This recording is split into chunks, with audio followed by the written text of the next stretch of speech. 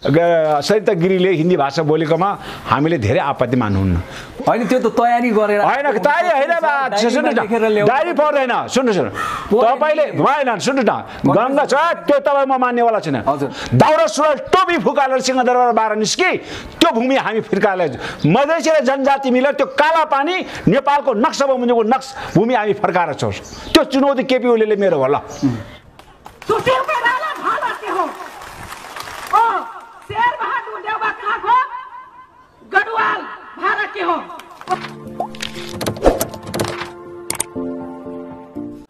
आदरणीय दर्शकवृन्द नमस्कार। समसामयिक राजनीतिक विषयमा कुराकानी गर्नको लागि नेपाल आदिवासी जनजाति महासङ्घका पूर्व महासचिव तथा जनता समाजवादी पार्टीका केन्द्रीय सदस्य आङ्काजी शेर्पा आज हामीसँग हुनुहुन्छ। शेर्पाजी यहाँलाई हाम्रा समस्त मिडियामा हामी स्वागत गर्न चाहन्छौँ। एकदम धन्यवाद छ सबैजनालाई। शेर्पाजी तपाईँको एउटा पहिचानै तपाईँ चाहिँ उग्र आदिवासी पक्षधर हजुर होइन? नेपालमा चाहिँ तपाईँले त्यसरी एउटा इमेज तपाईँको बनेको छ, तपाईँले चाहेर अर्थात् नचाहेर। तर पछिल्लो समय तपाईँको पार्टी चाहिँ मधेसवादी दलसित मिल्दाखेरि यस्तो हुन आयो कि तपाईँ चाहिँ यो पछिल्लो समयमा मधेसी नेताको गल्ती कमजोरी ढाक्नको लागि आफै अगाडि आइदिनु पर्ने, उनीहरूको पक्षमा उनीहरूभन्दा पनि 2 कदम अगाडि आएर बोल्नुहुन्छ। किन हो आङ्काजीज्यू? यो सम्पूर्ण दर्शकलाई बताइदिनुहोस्। तपाईँ हामीले के बुझ्नुपर्छ भन्दाखेरि जसरी हामी यो राज्य सत्ताबाट उत्पीडन र दमनमा हामी परेका छौँ त्यस्तै गरेर मधेसका जनताहरूमा पनि त्यो उत्पीडन र दमनमा परेको छ। त्यसकारणले हाम्रो मुद्दा एउटै छन्, राज्य सत्ताबाट हामी दुईटै उत्पीडित छौँ भनेपछि यो देशको आमूल परिवर्तनको लागि उत्पीडित जाति समुदायको बिचको एकता हुनु के त्यो नौलो कुरो हो र? त्यसकारणले चाहिँ नै म तपाईँलाई स्मरण गराउन चाहन्छु, नेपालको पूर्वको नेल्सन मण्डेला भनेर चिने हाम्रो भूविक्रम नेम्बाङ दाइले भन्नुहुन्थ्यो जहिले पनि जबसम्म मधेस र जनजाति एक भएर यो देशमा आन्दोलन गर्दैन तबसम्म यो देशको शासक परिवर्तन हुन सक्दैन भनेर भन्नुहुन्थ्यो। त्यसकारण त्यो कुरा पनि म स्मरण गर्न चाहन्छु। त्यसकारणले उत्पीडित जाति वर्गको बिचको एकतालाई हामीले अनौठो मान्नुहुन्न। तर यति साह्रो त गर्नु भएन नि सर। एउटा मधेसी नेताले के बोलिदिन्छ त्यसको पक्षमा पनि तपाईँ जतिको मान्छेले बोल्न त भएन। जस्तो सरिता गिरीकै प्रसङ्गमा तपाईँले गङ्गा चौधरीलाई जसरी खेदो गर्नुभएको छ। सरिता गिरी होइन, सरिता गिरीको चाहिँ हिन्दी बोल्यो भनेर मैले हिन्दीको समर्थक पनि होइन। मैले मात्र के हो भन्दाखेरि सरिता गिरीले संसदभित्र बहुभाषिक एउटा अभियन्ताको रूपमा ऊ जन्मेको त भारतमा हो, उसको माइत त भारतमा हो र भारतीय हिन्दी उसको चाहिँ मातृभाषा भएपछि उसले आफ्नो मातृभाषा प्रयोग गर्यो नेपाली संसदमा, जुन चाहिँ नेपालको संविधानले तपाईँलाई एलाउ गर्छ। नेपालमा बोलिने भाषाहरू उसले प्रयोग गर्न पाउँछ, शपथ उसले त्यो भाषामा खान पाइन्छ। जसरी इन्डियामा तपाईँको इच्छा अनुसार इभन नेपाली भाषामा शपथ खान पाइन्छ। त सरिता गिरीले आफूले शपथ खाएको भाषामा उसले चाहिँ आफ्नो मन्तव्य दियो। तर हाम्रो गङ्गा चौधरी थारूले किन आफ्नो मातृभाषा थारूमा दिएन? त्यसकारणले यहाँ भाषा त आफूलाई जुन हो त्यही हो।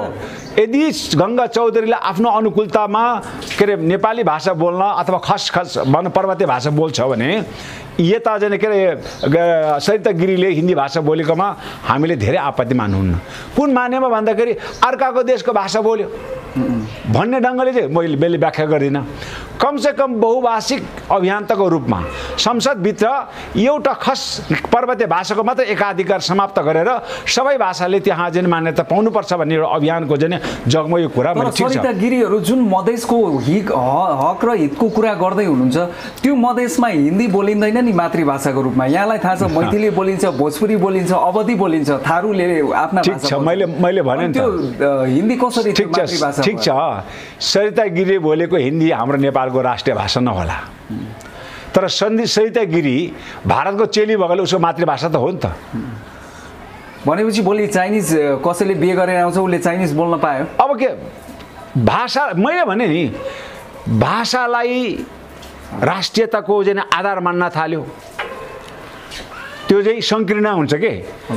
खस भाषा के अरे शासकले बोल्ने चाहिँ नेपाली भाषा बोल्यो भने यो देशका चाहिँ महान राष्ट्रवादी हुने, शासक लाउने दौरा सुरुवाल टोपी लगायो भने यो देशका राष्ट्रवादी हुने, अनि शासकले चाहिँ माने हिन्दू धर्म मान्थ्यो भने राष्ट्र, अनि उसले चाहिँ मान्यभन्दा फरक प्रकारको भाषा धर्म संस्कृति र पोसाक लगायो भने चाहिँ राष्ट्रघाती हुने, यो सङ्कीर्ण विचारबाट हामी माथि आउनुपर्छ।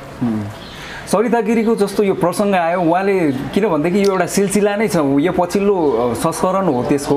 अगाडि त उहाँले यति पनि भन्नुभएको रहेछ जस्तो भीमराव जतिको जिम्मेवार मान्छेले चाहिँ सरिता गिरीले चाहिँ संविधान संशोधन नयाँ संविधान बनाउने क्रममा चाहिँ उहाँले नेपालको नामै फेरौँ पनि भन्नुभएको रहेछ। यहाँलाई जानकारी होला? त्यो मलाई जानकारी छैन। सरिता गिरीले के बोल्यो त्यसको जिम्मेवारी मैले लिने पनि होइन। सरिता गिरीले हिन्दी भाषा बोलेकोमा, हिन्दीको आफ्नो चाहिँ मातृभाषाबाट उसले आफ्नो अभिव्यक्ति राखे। म हिन्दीको समर्थक पनि होइन। नेपालमा म यहाँको एकल भाषिक एकाधिकारलाई समाप्त गर्नुपर्छ भन्ने म अभियन्ता हुँ। त्यस कारणले म कसरी चाहिँ नेपालमा चाहिँ भारतको चाहिँ हिन्दू भाषाको चाहिँ अतिक्रमण हुनुपर्छ भन्ने पक्षधर त म होइन।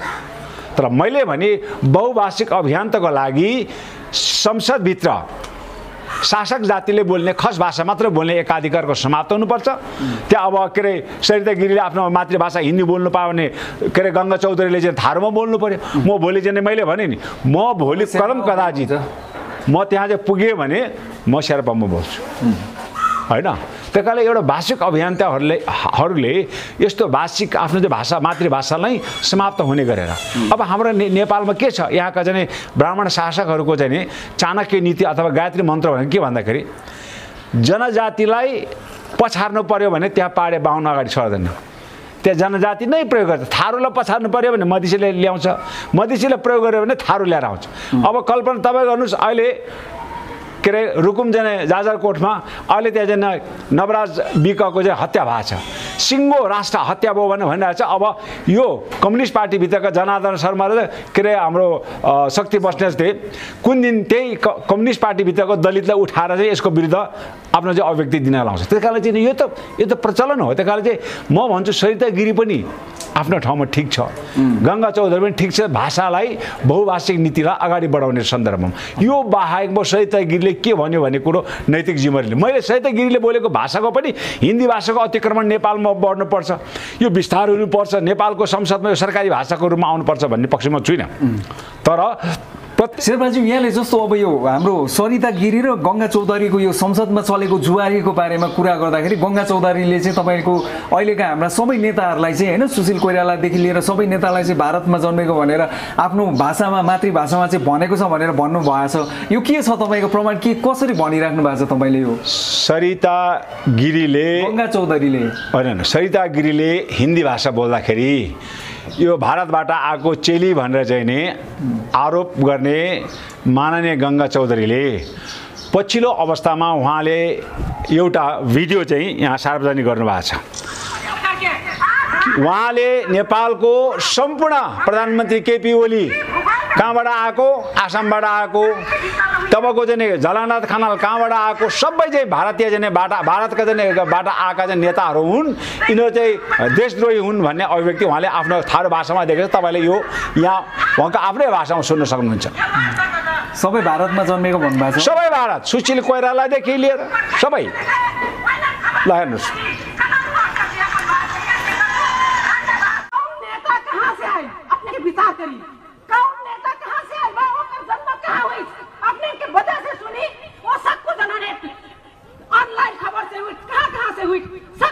कर भी मैं सुनाई दूं, सुशील कोइराला कहाँ जन्मल?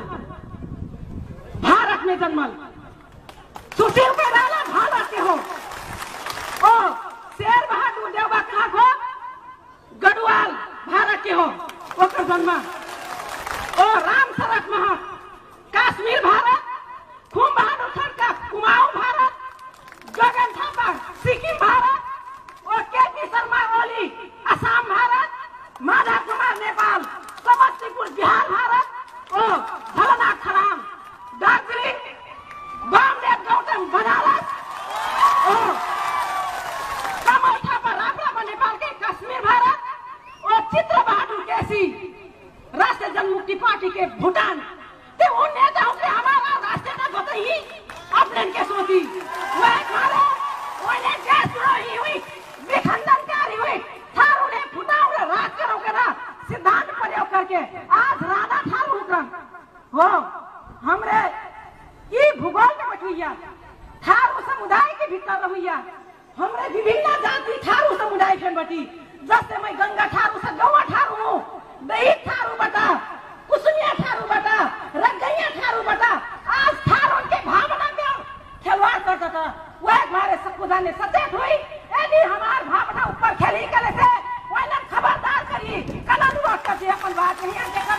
धन्यवाद जय ठकुर। तर गङ्गा चौधरीको किन आलोचना गर्नुभयो? उहाँले चाहिँ जस्तो भारतीय चेलीहरूको चाहिँ दबदबा नेपालको सङ्घीय संसद जस्तो ठाउँमा बढ्यो भन्ने कुरा त जो देखिरहेको कुरा उहाँले बोल्दाखेरि चाहिँ भनेको क्या मैले। ए बाबा के अरे गङ्गा चौधरी हिजो थरुहट पार्टीमा हुँदाखेरि, भानुराम चौधरीसँग हुँदाखेरि, गछेदारसँग हुँदाखेरि थारू भाषामा भर भाषण दिने चौधरी कम्युनिस्ट पार्टीको समानुपातिक हुने बित्तिकै त्यो भाषै उसको परिवर्तन किन भयो? गङ्गा चौधरीको नियत ठिक छैन क्या। गङ्गा चौधरीको नियत के छ भन्दाखेरि आफ्नो राजनीतिक स्वार्थ सिद्ध गर्नका लागि भोलि आपत ताक पर्यो भने उसले थारू चाहिँ गद्दार भन्नु बेर छैन। उसले के आधारमा भन्दैछ देख्नुभयो नि, हिजो मात्र चाहिँ के अरे थरुहट पार्टीमा हुँदाखेरि यो देशका जन सम्पूर्ण एमालेका हाम्रा केपी ओली, माधव, झलानाथ खनाल, इभन काङ्ग्रेसका जाने के अरे गगन थापादेखि लिएर चित्रबहादुर केसीहरू सबैलाई जाने भारतबाट आएका भारतीय भनिदियो त। उसले आफ्नो राजनीतिक अनुकूलताका आधारमा उसको चाहिँ कुरा भन्दै जाने हो। अनि यसरी एउटा राजनीतिक कर्मीले आफ्ना अभिव्यक्तिहरू छेपारोले रङ फेरा जस्तै गरेर फेर्दै जाने हो भने विश्वास गर्ने आधार के हुन्छन्? अब हिजो गङ्गा चौधरीले संसदमा चाहिँ के अरे नेपाली भाषामा अथवा खस भाषामा अथवा पर्वतीय भाषामा भाषण गर्दाखेरि ताली बजाउने पहाडे बाहुनहरू अहिले चाहिँ पछिल्लो चाहिँ के अरे गङ्गा चौधरीको त्यो भिडियो आएपछि एकजना पनि निस्किया छैन, स्याबास पनि भनेको छैन, विरोध पनि गरेका छैनन्। अनि त्यस कारणले हामीहरू कुनै पनि शासक जातिहरूको एउटा प्रयोगको साधन बन्नुहुन्न भन्ने मेरो कुरा हो। ऊ त जनजाति आदिवासी जनजाति अभियन्ता पनि हो, थरुहट आन्दोलनको एउटा चाहिँ नायक हो। अनि उसले चाहिँ आफू बोल्न पनि जान्दैन। फेरि त्यो कुन चाहिँ बाहुन मालिकले होइन त्यो त तयारी गरेर होइन, तयारी होइन, सुन्नुहोस् न, डायरी पर्दैन। सुन्नुहोस् न, तपाईँले भएन, सुन्नुहोस् न, गङ्गा त्यो तपाईँ म मान्नेवाला छैन। गङ्गा चौधरीले 45 मिनट 2 घन्टा चाहिँ केही टिप्पणी नगरिकन भाषण गर्न सक्ने क्षमता हो। अनि त्यहाँ चाहिँ शेरद गिरीले गाली गर्ने चाहिँ उसका मालिकबाट चाहिँ नि त्यो पिंजराको सुगालाई जस्तो चाहिँ रटाएर चाहिँ टक्क लेखेर ल्याएपछि त त्यहाँ देख्नुभयो नि टिपिदिएको थियो। हजुर डायरीमा कसैले टिपेर पठाएको उहाँलाई नभए गङ्गा चौधरीले त्यो भाषा चट्ट त्यसरी मिलाउने। गङ्गा चौधरीसँग थारू राम्रोसँगले बोल्छ। गङ्गा चौधरीले त्यो चाहिँ खस भाषामा जुन प्रकारको अभिव्यक्ति त्यहाँ दियो त्यो चाहिँ डिक्टेट हो। त्यसका मालिकले हामी सुगालाई सिकाएर पाउँछौँ नि, बिहानै उठ्ने बित्तिकै गोपी कृष्णको भनेपछि एउटा चाहिँ ट्वाकका मुखमा हरियो खोर्सानी हालिदिए जस्तै हो। त्यो हरियो खोर्सानी हालेर उसलाई चाहिँ त्यो चाहिँ त्यहाँ भन्न अभिव्यक्ति दिनको लागि उसलाई लेखेर पठाएको। हजुर आङ्गाजीज्यू, जस्तो सरिता गिरीको सवालमा उहाँ भारतमा जन्मिनु भयो, नेपालमा विवाह गर्नुभयो, राजनीति गर्नुभयो, पहिला मन्त्री पनि हुनुभयो, जनताले केही पनि त्यसमा आपत्ति गरेका थिएनन्। तर त्यस्तै शङ्कास्पद अभिव्यक्तिको मात्रै विरोध हो। र अर्को कुरो चाहिँ यहाँ सुन्नु न, अर्को कुरो म तपाईँलाई यसैमा थप्छु। मधेसवादी दलहरू जति छन् नि यिनीहरूलाई त भारतले रोपेको भन्छन् त, तपाईँहरू पनि त्यहीँ गएर मिसिनु भयो। अब तपाईँहरू जस्तो चाहिँ एउटा निष्पक्ष पत्रकारहरू जसले भारत सुन्नुहोस् न, म भन्दैछु त यो देशका ब्राह्मण शासकहरू जसले आफ्ना सम्पूर्ण महत्त्वपूर्ण राजनीतिक सन्धिहरू चाहिँ दिल्लीमा गएर गर्ने, सन्धि दिल्लीमा गर्ने, नदी नाला भारतलाई बेच्ने, तिनीहरूको प्रति चाहिँ कुनै प्रकारको प्रश्नै खडा नहुने अनि एउटा सानो अभिव्यक्ति दिएकोमा यहाँको अङ्काजी चाहिँ बढी चाहिँ जिम्मेवारी भन्नुपर्ने, उपेन्द्र यादव जिम्मेवारी भन्नुपर्ने, अनि त्यहाँबाट चाहिँ हाम्रो के बाबुराम भट्टराई जिम्मेवारी भन्नुपर्ने, यो सङ्कीर्ण सोचबाट माथि आउनुपर्छ। मैले भन्छु हजुर कुनै पनि हालतमा यो देशको रक्षा गर्ने भनेको यहाँका आदिवासी र मधेसीहरू नै हुन्, थारूहरू नै हुन्। र कसैले उनीहरूको राष्ट्रियतामाथि आशंका पैदा गर्छ भने अनि प्रश्न उठ्छ कि सुगौली सन्धिदेखि लिएर पछिल्लो अवस्थामा अरुण 3 सम्मको चाहिँ नेपालको नदी नाला बेचेर चाहिँ आफ्नो चाहिँ सत्ता टिकाउनको लागि नदी नाला बेचेर खाने भनेको दौरा सुरुवाल टोपी लाउने पहाडे ब्राह्मणहरू नै हुन् भन्ने कुरो त इतिहास साक्षी नै छैन। अनि किन चाहिँ के अङ्काजीको चाहिँ आलोचना गर्नु पर्यो, किन चाहिँ अरू चाहिँ मधेसी नेताको आलोचना गर्नु पर्यो? तर यो त आम बात छ, त्यही भएर सोधेको। होइन आम बात मैले भने नि, जनता थाहा नहुन सक्छ होइन, अज्ञानता त मान्छेमा हुन सक्छ नि। त्यस कारण हामीले जनतालाई सचेत गराउने हो। हिजोसम्म सङ्घीयतालाई राष्ट्रघाती भन्थ्यो, हिजोसम्म मधेसीहरूलाई चाहिँ अनुहार देख्ने बित्तिकै राष्ट्रघाती भन्थ्यो। मैले चाहिँ अभियानै चलाएँ। कि सम्पूर्ण नेपालका जना आदिवासी र मधेसी नेताहरूको टाउको राखेर यो भित्र भएका मान्छेहरूले नेपालको 1 इन्च भूमि चाहिँ बेचेर खाएको छैन। नेपालको नदी नाला बेच्नेहरू यी हुन् भनेर चाहिँ मोहन शमशेरको पालादेखि लिएर अहिले केपी ओली अरुण 3 जना बेची खाने केपी ओलीको नाम समेत मैले त्यहाँ हालिदिएको छु। त्यसपछि त जनता पनि थाहा पायो नि, हत्तरीका हामीले त इतिहास त अध्ययनै गरेर रहेछ। सम्पूर्ण राष्ट्रिय स्तरका चाहिँ के अरे सन्धिहरू त यो पहाडे ब्राह्मणहरूले नै गरेको रहेछ। तपाईँलाई चाहिँ उदाहरण दिउँ, सुगोली सन्धि कसले गरे? गजराज मिश्र र चन्द्र बास काभ्रेको उपाध्याय बाहुनले गरेको हो होइन? त्यसपछि के अरे कोशी नदी कसले बेचेर खाए? बिपी र मातेका कोइरालाले बेचेर खाएको होइन? त्यसपछि सन्धि गरे बेचेको सुन्नुहोस् न, तपाईँ कुरा छोड्नुहोस् न। बर्खामा चाहिँ पानी नचाहिने बेलामा के अरे ढोका थुनेर चाहिँ नि थारू र मधेसीको जमिन चाहिँ नि बाढी पहिरो ल्याइदिने, सुक्खाको बेलामा भएको पानी चाहिँ सबै चाहिँ भारततिर चाहिँ लगिदिएपछि त्यो बेचेको होइन? त्यो माथि तपाईँको नियन्त्रण छ। यहाँ पशुपतिमा भारतीय भट्ट राखिया छ, सबै निकाल्न।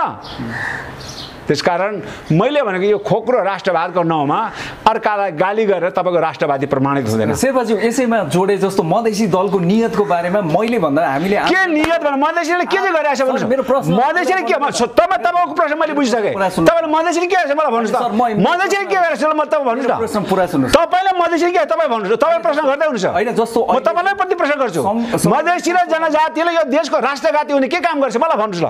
संविधान संशोधनको लागि अहिले सरकारले जुन नयाँ के फरक पर्छ? आफ्नो अधिकारको लागि संशोधन गर्छ भने के फरक पर्छ? नयाँ नक्सा पहिला ठिक छ, नयाँ नक्सा पनि पास गरौँ न। यसै बखेडामा नयाँ त्यो बखेडा होइन के हो सर? हामीले भन्यौँ ठिक छ, हामी त भन्छौँ नयाँ नक्सा बिना शर्त हामी पास गर्छौँ। अब राजपाको पक्षधर साथीहरूले चाहिँ अलिकति चाहिँ यसलाई प्याकेजमा लैजाऊ भन्ने कुरा हो।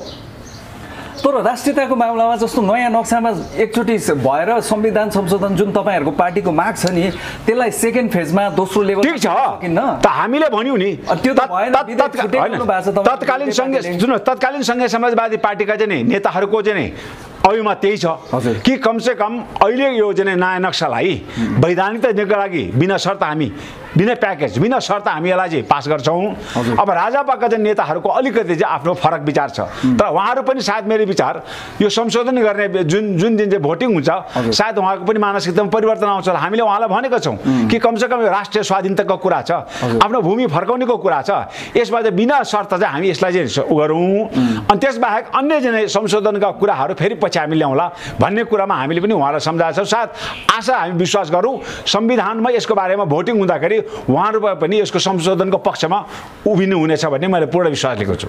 भनेपछि अहिलेसम्म चाहिँ तपाईँहरूले चाहिँ त्यसरी अगाडि बढ्ने सोचिरहेको हो। त्यस कारणले म तपाईँलाई भन्छु, तपाईँ जस्तो पत्रकारहरूले अर्कालाई प्रश्न गर्नुभन्दा अगाडि नेपालका मधेसीहरूले थारूहरूले यो देशको राष्ट्रहित हुने गरेर के कुरा गरेको छ त्यो प्रमाण ल्याउनुहोस्, त्यो दिन म चाहिँ झुन्डेर मर भन्दा मलाई तयार छु। होइन शेर्पाजी, मैले त विधेयककै बारेमा जस्तो उहाँले छोड्नुहोस् त्यो विधेयक छोड्नुहोस् न। बेची खाने त महाकाली सन्धि बेची खाने चाहिँ शेरबहादुर देउवालाई तपाईँ प्रश्न गर्नुहुन्न।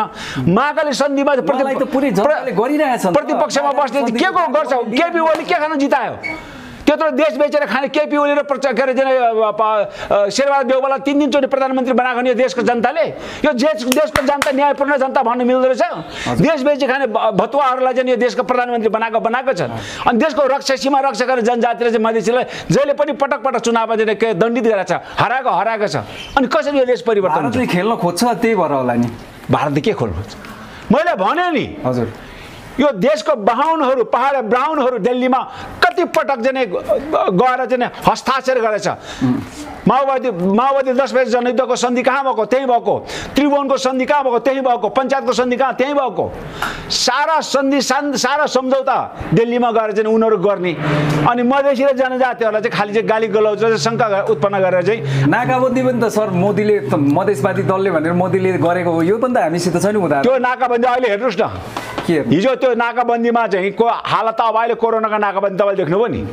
आफ्नो चाहिँ नै जनतालाई सीमा नाग्न नदिएर जसरी अहिले कोरोनाका ती नेपाली जनतालाई विदेश के अरे भारतमा काम गर्ने जनतालाई जसरी नेपाल प्रवेश गर्न रोक लागेको थियो नि, हो त्यस्तै रोग चाहिँ यहाँ त्यो रोग चाहिँ यहाँको शासकले लगाएको थियो। भित्र छिर्यो भने गोलीले भुट दिने। अनि ज्यान जोगाउन त भाग्नु पर्यो नि। हिजो त्यही भारतमा बसेर चाहिँ गिरिजा र मातृकाले चाहिँ बिपी र मातृका लडेको होइन, त्यही भारतमा बसेर चाहिँ प्रचण्ड र चाहिँ के अरे वैद्य र उसले लडेको होइन।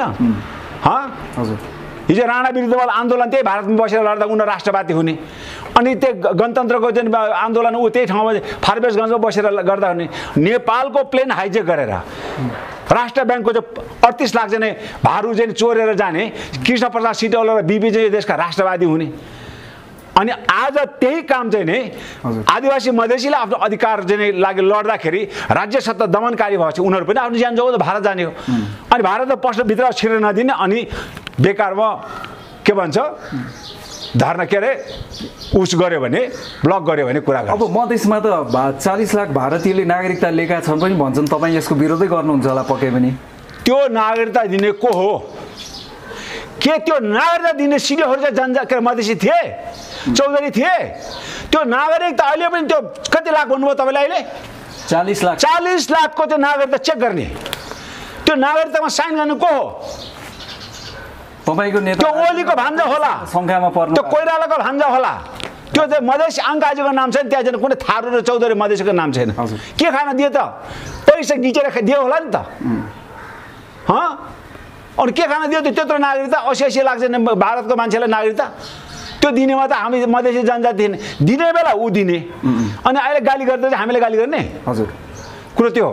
भनेपछि जस्तो अब तपाईँले मधेसको बचाउ गरिराख्दाखेरि, मैले मधेसको होइन, मैले उत्पीडित जाति समुदायको, मैले उत्पीडित मधेसी पनि उत्पीडनमा छ, दलित उत्पीडनमा छ, जनजाति उत्पीडन छ, मुस्लिमहरू उत्पीडनमा छ। इभन मैले भने नि 250 वर्षको देशका चाहिँ सम्पूर्ण के अरे प्रधानमन्त्रीहरू बाहुन भए तापनि अहिले पनि गोरु जोतेर चाहिँ भारी बोकेर खाने बाहुन छ, त्यसको पनि पक्ष मैले बोल्छु। होइन, तपाईँको कुरा ठिक छ, मैले बुझेँ। तर जसरी अब यो मधेसको विषयमा चाहिँ अलिकति जुन प्रश्नहरू आइरहेको थियो त्यो चाहिँ मैले तपाईँलाई क्लियरिफाई गर्न खोजेको मात्रै हो। ए बाबा अर्जुनजी, तपाईँ के कुरा बुझ्नुभयो भन्दाखेरि नि, भनेदेखि तपाईँ हिजो जनजातिको सुन्नु न, के कुरा बुझ्नु पर्यो भन्दाखेरि जब हामीले बच्चा राजनीतिको मात्रै एउटा लगावको कारण हो कि तपाईँ हिजो कम्युनिस्टमा एमालेमा हुनुहुन्थ्यो, त्यही बेला एमाले खतरा कम्युनिस्ट हुनुभयो, पछाडि तपाईँ यता समाजवादीमा आउनुभयो, जनजाति अब मैले भने अहिले मधेसवादीमा जानुभयो, मधेसको कुरा गर्नुहुन्छ, कांग्रेसमा जानुहुन्छ, भोलि कांग्रेसको कुरा गर्नुहुन्छ। हिजो चाहिँ के अरे चाहिँ हामी के अरे जनजाति महासङ्घको चाहिँ लडाइँमा हामी धर्मनिरपेक्ष संहिताका लागि मधेसवादी दलहरूसँग हामी लडेको हो नि त।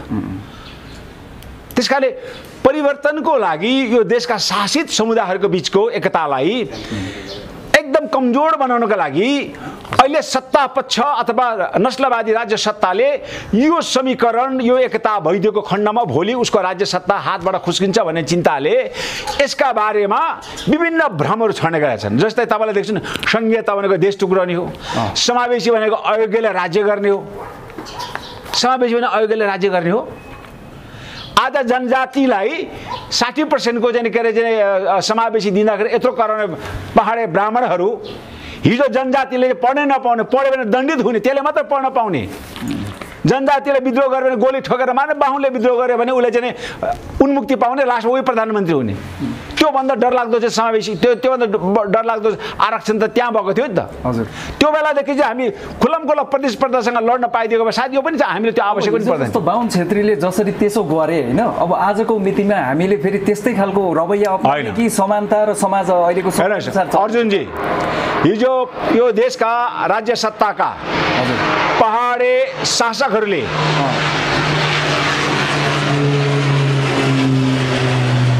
हिजो यो देशका पहाडे ब्राह्मण शासकहरूले हामी माथि गरेको अत्याचार, भाषिक दमन, सांस्कृतिक दमन, राजनीतिक दमन, शोषण, आर्थिक शोषणको प्रतिशोध लिने हो भने नि यति लामो चाहिँ सिरुपाते खुकुरी लिएर 12 जना बाहुनको टाउको एक दिनमा गिडे पनि यो त सुन्नुहोस् न भन्छु, सुन्नुहोस् मैले भन्दछु त, मेरो कुरा पुरा हेर्नुहोस् न, गिडे पनि त्यो पीडा हट्दैन। तर 21औं हो, त्यही त भने अहिले 21औं शताब्दीको हामी जनजातिहरू त्यो प्रकारको चाहिँ बुद्धि लिएर हिँड्ने मान्छे होइनौँ।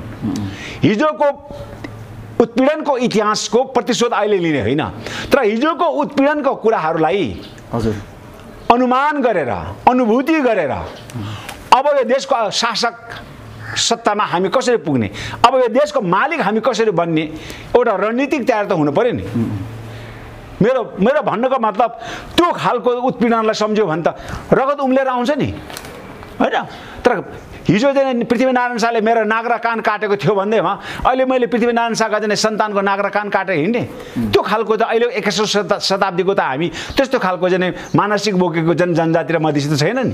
त्यही कारण हामीले शान्तिपूर्ण आन्दोलनबाट नै यो देशको तर हामीले अहिले के बुझ्यौँ भन्दाखेरि यो पटक पटक नेपालमा शासन सत्ता र व्यवस्था परिवर्तन भए तर शासक परिवर्तन भएन।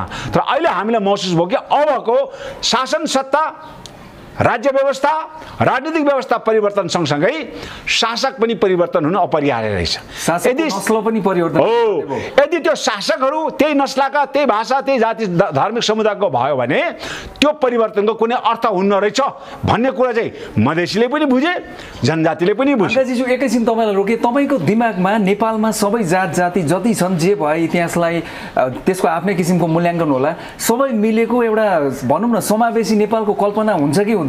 कसले? तपाईको दिमाग? हामी त्यही त भन्दैछु, संहिता भनेकै त्यही हो।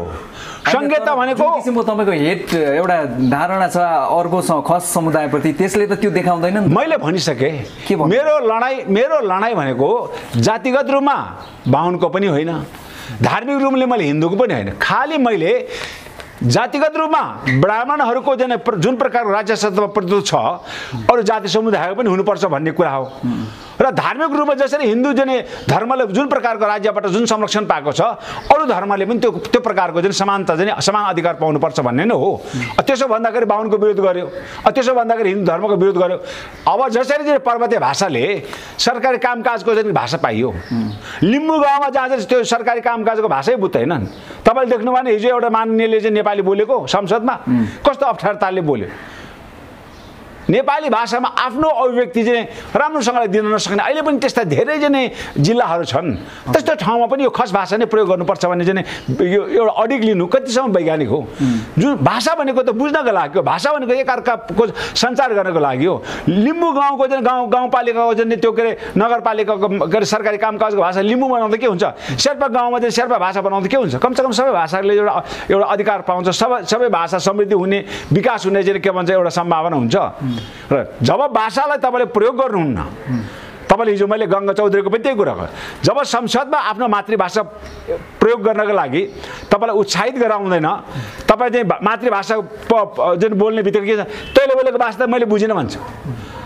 हिजो गङ्गा चौधरीले नेपालीमा बोल्दाखेरि सबले बुझ्ने, अहिले गङ्गा चौधरी थारूमा बोल्दाखेरि कसरी नबुझे पनि हुन्छ?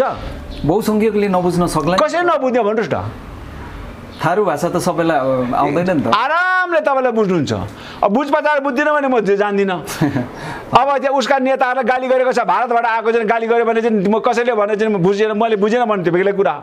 गङ्गा चौधरी राम्रोसँगले भनेको छ कि यो देशका पहाडे ब्राह्मण शासकहरू सबै भारतका दलाल हुन्, भारतबाट आएको हुन् भन्ने कुरो प्रश्न लेखिदिएको छ सिद्धि। तर शेर्पाज्यू जस्तो नि भारतबाट आउनुमा अर्थात् भारतमा जन्म हुनुमा ठुलो कुरा भएन। सरिता गिरीकै सवालमा भारतमा जन्मिनु भयो त्यो समस्या होइन, तर उहाँको गतिविधि समस्या हो। गतिविधि के भयो त? जुन हाम्रो पूर्व युवा मैले गतिविधि के गर्यो? त्यो गतिविधि ओलीको भन्दा धेरै कम खतरनाक छ, त्यो गतिविधि शेरबहादुर देउवाको भन्दा धेरै कम छ। सरिता गिरीले चलवाला होला फल त राष्ट्रवादी हुनुहुन्छ नि उहाँले यत्रो। ए बाबा, ओलीको राष्ट्रवादी अबको चाहिँ एक वर्षमा देख्छ। मैले भनेको छु ओलीले, मैले पटक पटक भनेको छु ओलीले नेपालको नक्सामा लेखेको काला पानी फिर्ता ल्यायो भने सिंहदरबारको अगाडिको हाम्रो नाक कान काटे पृथ्वीनारायण शाहको शालिग ध्वस्त बनाएर त्यो म केपी ओलीको शालिग म ठडाउँछु भनेको छु मैले। ल 3 वर्ष पर्खिनुहोस् त्यसको लागि। कसलाई 3 वर्ष पर्छु पर्दैन? उहाँले भन्नुभएको छ होइन, उसले अब यो भूमि 1 वर्षभित्र ल्याउनुपर्छ। एक वर्षभित्र केपी ओलीले यो भूमि फिर्ता गरेन भने हामी मधेसी र जनजातिलाई केपी ओलीले चुनौती दिनेको छु। दाउरा सुरुवाल टोपी फुकालेर सिंहदरबार बाह्र निस्की त्यो भूमि हामी फिर्ता ल्याउँछौँ। मधेसी र जनजाति मिलेर त्यो काला पानी नेपालको नक्सा मुनिको भूमि हामी फर्काएर छोड्छौँ। त्यो चुनौती केपी ओलीले मेरो होला। सक्छ भने फर्काउनु पर्यो 1 वर्षभित्रमा, सक्दैन भने सर त्यसरी कहाँ हुन्छ? उहाँले भन्नुभएको छ नि त मेरो कार्यकालभित्रमा फर्काउँछु, कूटनीतिक हिसाबले भनेर भन्नुभएको छ नि त। हामीलाई विश्वास गर्ने आधार हुनु पर्यो।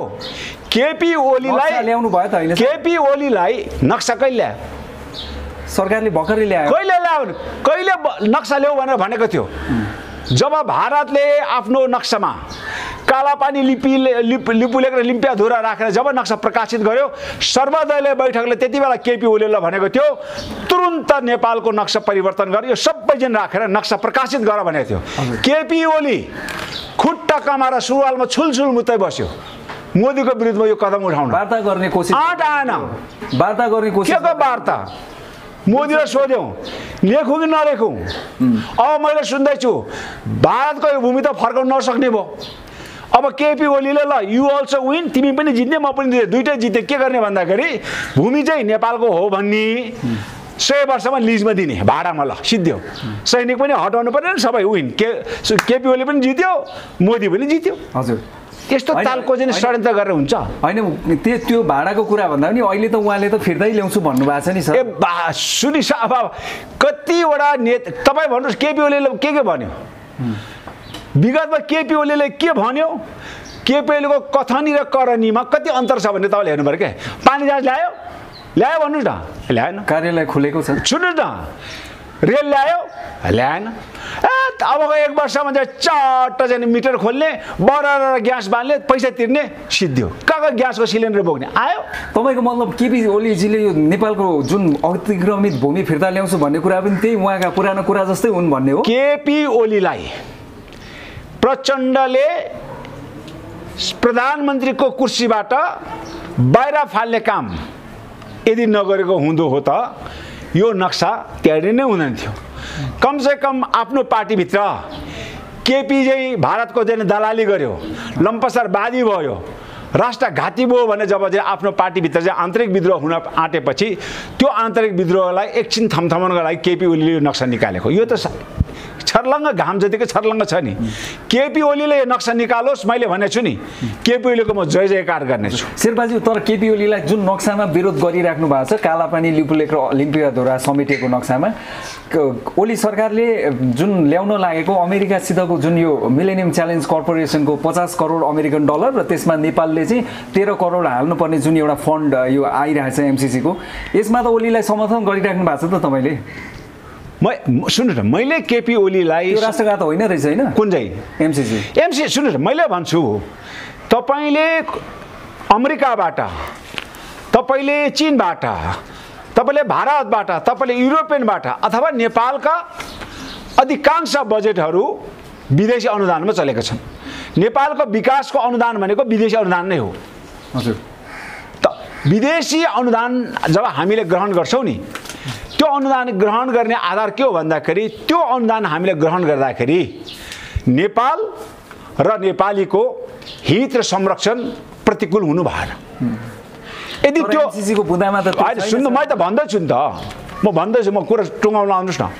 र त्यो एमसिसी आफैमा खराब होइनन्, होइन? त्यो आफैमा खराब होइनन्। किन खराब होइनन् भन्दाखेरि त्यत्रो धनराशि हामीले चाहिँ प्राप्त गर्ने पक्षमा छौँ। त्यसको लागि हाम्रो आन्तरिक अहित हुन्छ, हामीलाई चाहिँ नेपालको चाहिँ हित र नेपालीको हित हुन्न भन्ने त्यस्तो खालको त्योभित्र सम्झौताहरूमा समानताको सम्झौता छैनन् भने ती सम्झौताका बुँदाहरूलाई संशोधन गर्नुपर्छ।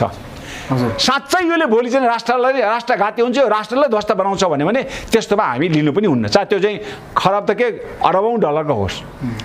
तर नेपालको चलन के छ? भारतमा नरेन्द्र मोदी भाजपाले चाहिँ बहुमत प्राप्त गर्यो, यहाँ चाहिँ दीप प्रज्वलन कसले गर्यो? निर्मल निवासमा, एमालेको कार्यालयमा हिन्दूवादी चाहिँ संस्कारले उसले चाहिँ जय जयकार गर्ने। अनि या त सी जिनपिङ आयो भने कम्युनिस्ट सबै गदगद हुने। यस्तो खालको चाहिँ चलनले हामीले चाहिँ अनुदानलाई हेर्नुहुन्न। त्यही कारण मैले भन्छु चाइनाको अनुदान लिँदाखेरि नेपाल र नेपालीको दृष्टिकोणबाट त्यो ठिक छ छैन त्यति मात्र हेर्नु पर्यो। भारतको चस्मा लाएर चाइनाको अनुदान चाहिँ हेऱ्यो भने त्यो ठिक देख्दैन। भारतले दिने अनुदानलाई चाइनिजको आँखाले हेरिदियो भने त्यो ठिक देख्दैन। हिजो चाइनिजको चाहिँ बेल्ट रोड इनिसिएटिभ प्रोजेक्टलाई त बिआरआईले त कम्युनिस्ट पार्टीले त समर्थन गरेको थियो नि, काङ्ग्रेसहरूले चाहिँ मानेनन्, किनभने भारतको इसारामा मानेन। अनि यस्तो खालको चाहिँ विदेशी अनुदान र सहयोगमा यसरी अर्को चाहिँ पार्टी अर्को देशको चाहिँ दृष्टिकोणले त्यो विश्लेषण गलत ठाउँमा पुग्छ। त्यही कारणले एमसिसी, म भन्छु नेपालमा अहिले यत्रो चाहिँ अथाह के अरे विद्युत उत्पादन हुन्छ कुलमान घिसिङको चाहिँ देन। त्यो विद्युत भोलि चाहिँ भारतले म लिँदिनँ भन्यो भने त्यसलाई बङ्गलादेशलाई चाहिँ पाकिस्तानसम्म पुर्याउने चाहिँ हामीसँग संरचना छ त? छ? आजको दिनमा तपाईँ त्यो कल्पना गर्नु छ भन्नुहोस् न मलाई। कल्पना गर्नु पर्यो नि। उद्देश्य के लिनु उडी चन्द्र भनेपछि अब यत्रो भोलि चाहिँ त्यो लाखौँ लाख मेगावाटको चाहिँ विद्युत हाम्रो उत्पादन गरे। भारतले मात्र यो भोलि बजार भारत मात्र हाम्रो बजार भइदियो र अरू देश भएन भने भोलि त भारतले हामीसँग बार्गेनिङ गर्छ। ट्रान्समिसन लाइन नै गोरखपुर गएको छ सर भारत। ठिक छ बाबा, गोरखपुर जाउन् कि त्यसमा त भारतले पनि त भोलि चाहिँ कमिटमेन्ट त गर्नु पर्ला नि होइन। लाइन त त्यो गोरखपुरबाट जाला जहाँसुकैबाट जाला तर पुग्ने ठाउँ त भारत मात्रै भएन नि। भोलि बङ्गलादेश पुग्नु सक्छ, पाकिस्तान पुग्छ, मालदिभ्स पुग्नु सक्छ, श्रीलङ्का पुग्नु सक्ला होइन। भारतको चाहिँ एकाधिकार हामीमाथि एकाधिकार त त्यसले पनि अन्त गर्छ नि त। म त के भन्छु भनेको मलाई अन्यथा नठार्छु। म त एउटा सैनिक चाहिँ क्याम्पमा बसेको एउटा शिक्षक हुँ। म प्रत्येक कुरा धेरै रणनीतिक नेपालले न भारतसँग लड्न सक्ने क्षमता छ। भारतले पनि हामी बेला बेलामा न्यु खोज्छ। यता चाहिँ चाइनाले पनि पटक पटक न्यु खोज्छ हामीलाई कहिलेकाहीँ। अब न भारतसँग लड्ने क्षमता छ न चिनसँग लड्ने क्षमता छ। अब भारत चीनसँग लड्नका लागि त हामीलाई अर्को चाहिँ नि के सधैँ हेपेर बस्ने त हेपेर नबस्ने हो त के शक्ति निर्माण गर्नु पर्यो। उद्योग धन्दा सब अब 80% चाहिँ के अरे उपभोक्ता सामान भारतबाट आउँछन् अनि देश आत्मनिर्भर बनाउन कल कारखाना सबै भ्रष्टाचार गरेर सबै ध्वस्त बनाउँछन्। अब भारतसँग के आधारमा झगडा गर्ने पर्छ। भोलि नुन मात्र रोकिदियो भने हामी कहाँ के हालत हुन्छौँ। नुन बनाउने कारखाना खोल्नु परेन। अब भोलि चाहिँ सैनिक चाहिँ के अरे ऊ देखाइदियो। अब त्यहाँको जर्नल कर्नल बोल्न थालिसक्यो। त्यहाँको चाहिँ हिन्दू चाहिँ योगी चाहिँ बोल्न थालिसक्यो। तिमीलाई नक्सा जारी गर्दाखेरि ख्याल गरेस्। डराउनु पर्ने हामी त्योबाट हो नडराउने भए त्यतिको मन नडराएर त हुन्न नि। रणनीतिक रूपले नडराउने आधार हुनु पर्यो। देश आत्मनिर्भर भयो भने तपाईँलाई के को डर? ल तेरो चाहिँ नाका बन्द गर हामी चाहिँ छौँ आफै आत्मनिर्भर भन्न सक्ने भयो नि त। तपाईँसँग सैनिक चाहिँ शक्ति भयो भने ल आइज लड्छु भन्नु पाउने भयो नि। न देश आत्मनिर्भर छ आर्थिक रूपले पनि भौतिक सामग्री खपतको दृष्टिकोणले पनि न सैनिक चाहिँ उसमा हामी आत्मनिर्भर छौँ। त यस्तो अवस्थामा हामीले मैले भने नि चीनसँग र भारतसँग फरक अलिकति चाहिँ विचार राख्ने शक्तिहरूको पनि सहयोग लिन म अन्यथा म ठान्दिनँ। अमेरिका अब यहाँ सुन ए बाबा विगतमा यस्तो इतिहास भएको थिएन। भारतले हामीमाथि अतिक्रमण गर्दाखेरि चीनले हाम्रो सपोर्ट गरेको थियो। चीनले हामीमाथि अतिक्रमण गर्दाखेरि भारतले सपोर्ट गरेको थियो विगतमा। अहिले यसपटक के भयो भन्दाखेरि त्यत्रो चाहिँ के हाम्रो भूमि अतिक्रमण भारतले गर्यो चिनमा हुन्छ। उल्टा चीन र भारत मिलेर त्यो चाहिँ हाम्रो चाहिँ भूमिमाथिको चाहिँ के अरे व्यापारिक नाकाको बारेमा सम्झौता गरिरहेछ। यहाँ त दुईटाको कुदृष्टि देख्यो नि त। अब यस्तो बेलामा हामीले तेस्रो चाहिँ के अरे राष्ट्रको चाहिँ एउटा आफ्नो एलायन्स कसरी बढाउने भने त सोच्नु पर्यो नि। हिजो विश्व त एक प्रकारको चाहिँ अमेरिकाको चाहिँ एलायन्स र चाहिँ रुसको एलायन्स थियो नि त थिएन र भन्नु। शेर्पाजी अब अन्त्यतिर पनि छौँ। एउटा सानो प्रश्न संक्षेपमा एउटा प्रश्न गर्न चाहन्छु। उत्तर पनि त्यही शैलीमा म चाहन्छु हजुरको। खास गरिकन पछिल्लो समयमा सङ्घीयता जुन हाम्रो मुलुकमा छ गणतन्त्र स्थापित भएको 13 वर्ष भर्खरै मात्र हामीले पार गरिसकेको अवस्था छ। अनि प्रश्नहरू उठेका छन् जस्तो प्रदेशको औचित्यमाथि पनि प्रश्न उठेको छ। संसदमा मात्रै भर्खरै संयुक्त जनमोर्चा पार्टीबाट चाहिँ त्यहाँ विधेयक पनि गयो संहिता खारिज गरौँ भनेर होइन। यो के हो संहिताप्रति अब के यो भनौँ न फेरि यो चाहिँ डिमोलिस भन्छ नि यो भत्किने अवस्था भयो भने के गर्ने यसको संक्षेपमा म जवाब चाहन्छु। हामी एकदम संक्षेपमा संहितालाई धर्मनिरपेक्षलाई गणतन्त्रलाई समावेशी र बहुभाषिक सिङ्गो परिवर्तनलाई धराशायी बनाउने काम अहिलेको राज्य सत्ताबाट गरेको छ। संहितामा सङ्घहरू अधिकार सम्पन्न हुन्छन्। प्रदेशको मातहतमा स्थानीय सरकारहरू आउँछन्। अहिलेको बजेट कस्तो छ ठ्याक्क उहिले पञ्चायतकालीन विकेन्द्रीकरण नीति अनुसार गाउँ बजेट पनि सङ्घबाट गएको छ। प्रदेशको चाहिँ मातहतमा रहने चाहिँ कुनै व्यवस्था छैन। अहिले पनि त्यो देशको चाहिँ त्यो जिल्लाको प्रमुख जिल्ला अधिकारीलाई त्यहाँको मुख्यमन्त्रीले भनेको मान्दैन। अनि राज्य सत्ताबाट नै यो संहितालाई खारिज गर्ने जुन प्रकारको षड्यन्त्र भएको छ यो त हाम्रो लागि त निश्चित रूपमा त्यो माथि अहिलेको बजेट विनियोजन सङ्घलाई अधिकार सम्पन्न सङ्घलाई आर्थिक रूपले शक्तिशाली बनाउने भन्दा पनि फेरि पनि जुन मुख्यमन्त्रीले यो प्रधानमन्त्रीको जय जय गर्छ उसलाई चाहिँ बजेट विनियोजन बढी हुने जुनले गर्दैन उसलाई चाहिँ बजेट विनियोजन कम हुने। फेरि प्रदेश नम्बर 2 लाई बचाइहाल्नु भयो तपाईले। बाबा देखियो प्रदेश नम्बर 7 को 52 मुख्यमन्त्रीले कति करोडको गाडी दियो रे तपाईले बुझ्नु थाहा पाउनु भयो नि। 4 करोड गाडी चढ्दैछ। कुन चाहिँ प्रदेशको मन्त्रीले त्यत्रो गाडी चढ्दैछ भन्नु पर्यो नि त। हजुर शङ्कर पोखरेलले मात्र चढ्ने अधिकार छ। त्यसकारण मैले भन्छु संघीयतालाई धराशायी बनाउने काम सत्ता पक्षबाट भइराखेको छ।